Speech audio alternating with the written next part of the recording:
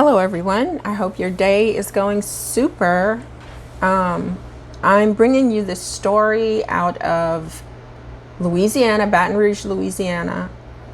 This young lady left a bar a few months back with these three young men who are in the photo, and she was dropped off near where she lived. She was a college student, and she was hit by a car and died.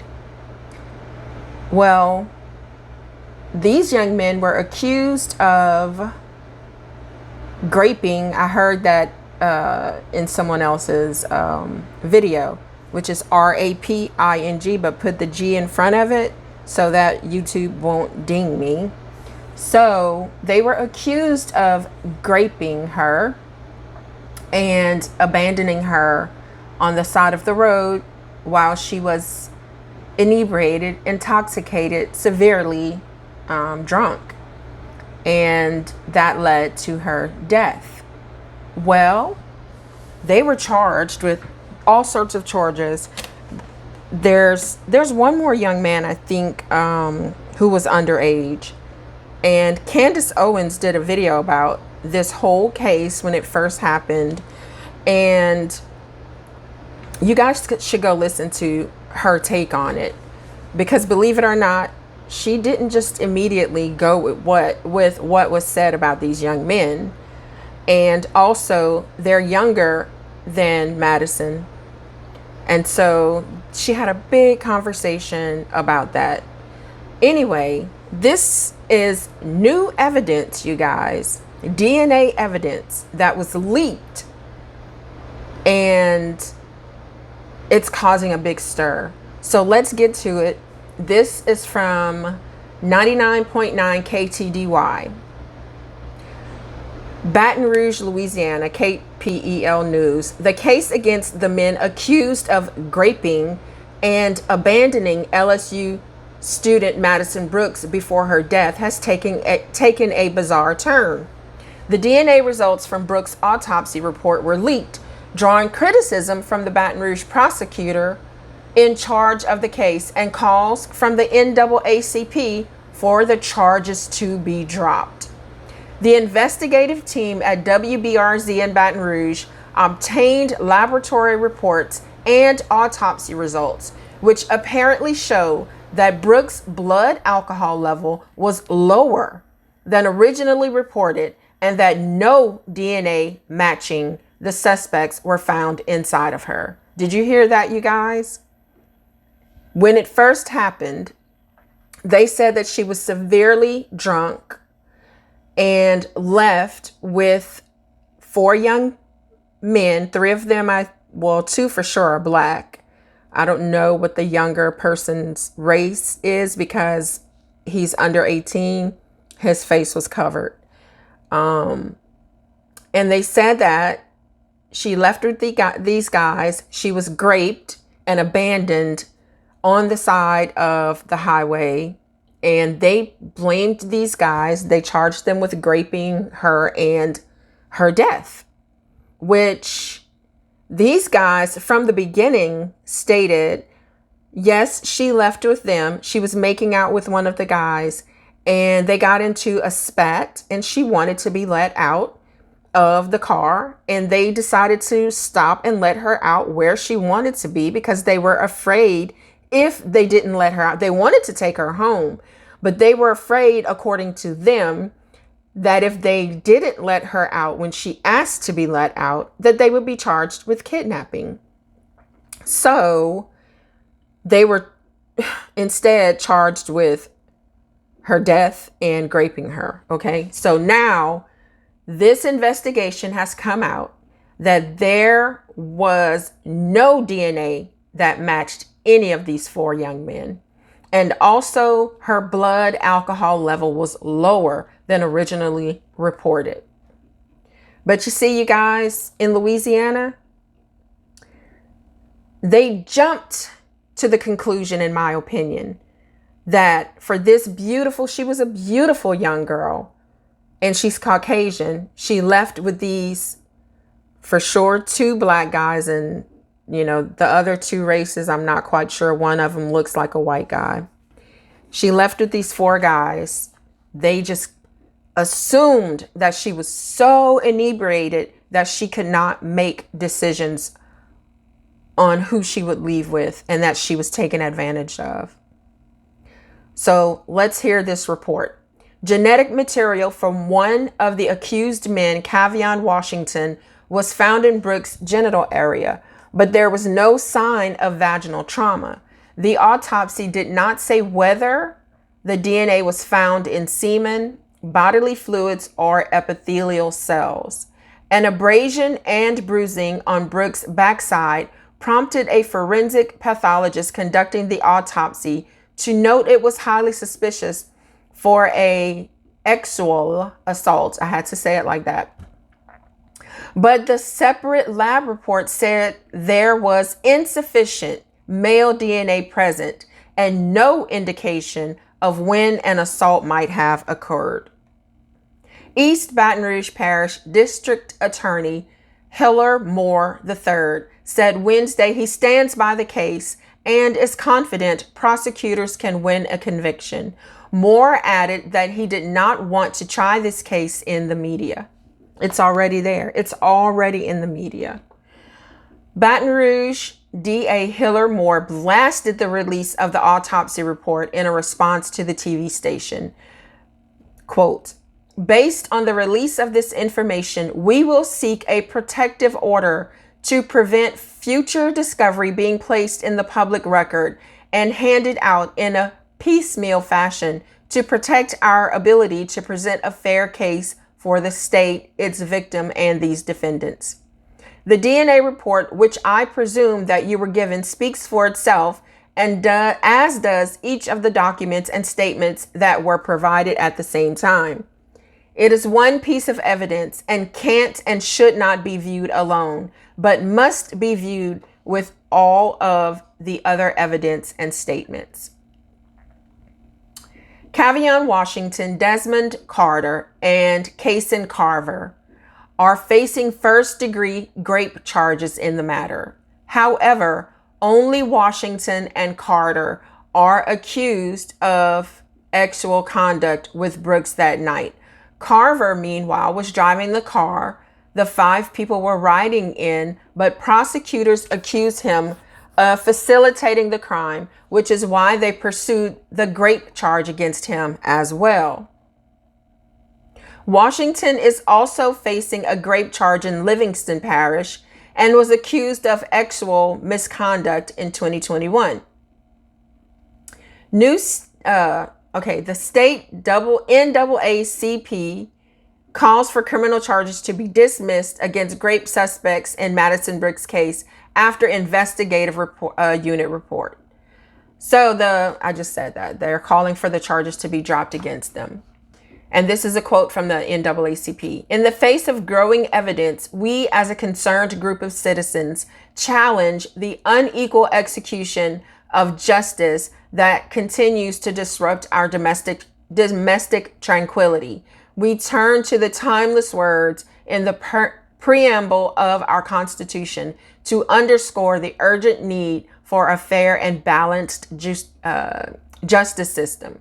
The recent case involving Madison Brooks represents a glaring example of the skewed application of the law. Despite compelling DNA evidence indicating no involvement of the accused in the alleged crime, District Attorney Moore insists on moving forward with the prosecution. The DNA report presents an undeniable truth. None of the accused men's DNA was found in Ms. Brooks. In any standard scenario, this level of reasonable doubt would lead to the dismissal of charges. However, the DA appears intent on pressing forward.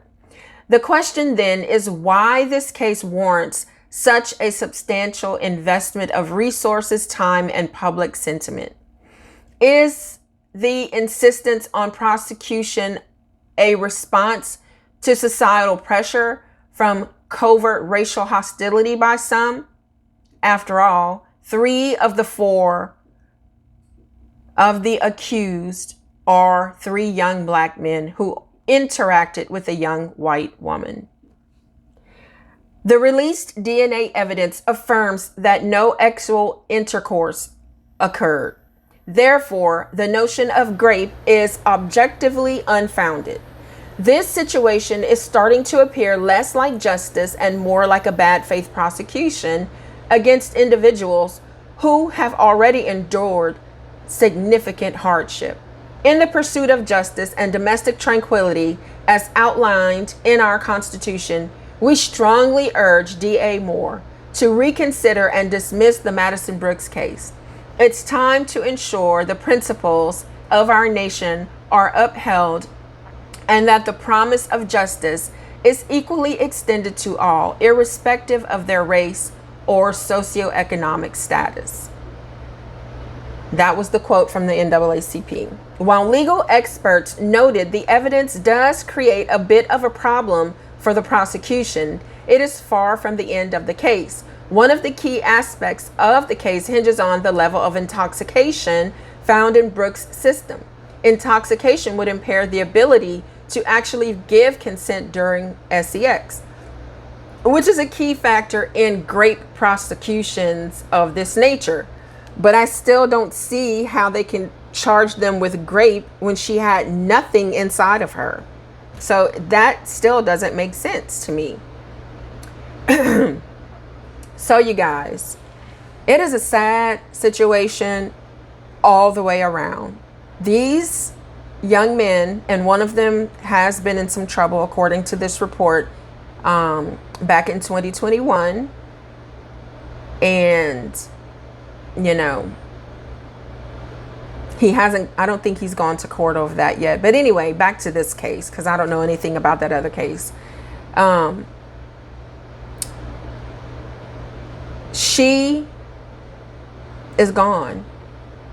And decisions that night by every single one of them put them all in this position that these young guys are in. And tragically, her losing her life, her family losing her. She was a beautiful young woman, and it is just a sad, sad situation that she's gone. And I understand being angry and hurt that she's gone, and it was just a stupid situation from the beginning that, you know, these guys, instead of dropping her off, they should have taken her to the nearest police station. That is what I would have done with an intoxicated person. However, they're saying that her blood level was not what was reported from the beginning. So let's think about that for a moment. Maybe she wasn't as intoxicated as previously said, according to the autopsy reports. And also, you know, I guess the family feels they have to blame someone. She asked to get out of the car, and they obliged. Now, the person I think who should be blamed with something was the actual person who hit her with the car.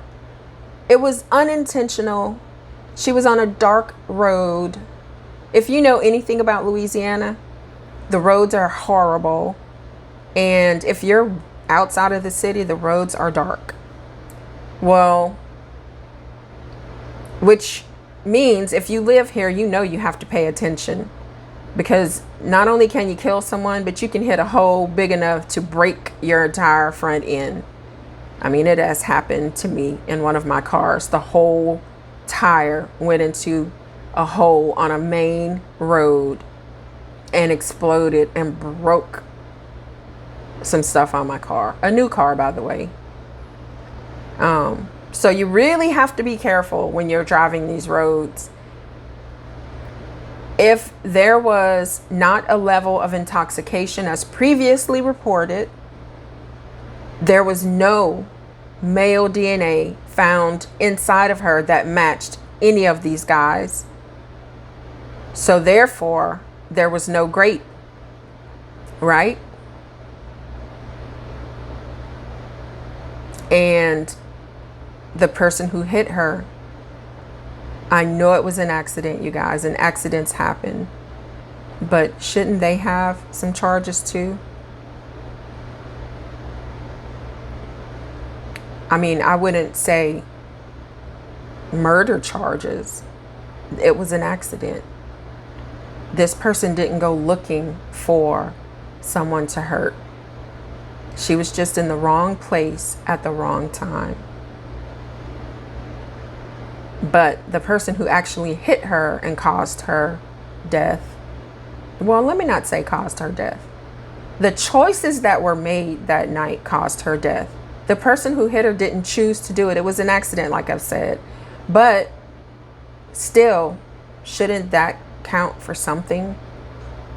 Shouldn't the fact that there's no DNA inside of her count for something?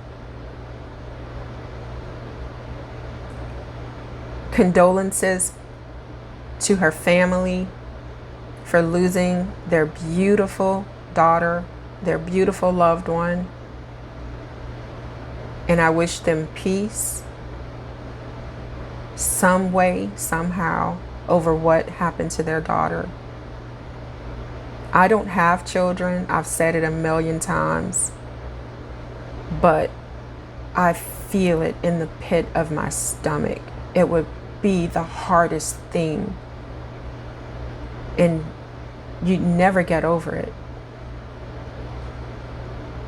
But to punish these 4 young men with no evidence of grape is wrong. It is wrong. So, if you believe in God, you guys, we have to pray for the right decision on this so that all of these families, there are 5 families involved in this tragedy. So all 5 of these families can feel peace and move on in positive ways and not feel such despair over it. So I'm asking you guys to say a prayer for all of them. And we'll keep an eye on this case and see where it goes. Now, they're going after these guys, but what about the parents of Lacey Fletcher, who clearly contributed to the death, in my opinion, of their daughter? So let's see how these 2 cases go, and we're going to compare and contrast them, okay? Let me know if you guys want to do that. Tell me in the comments.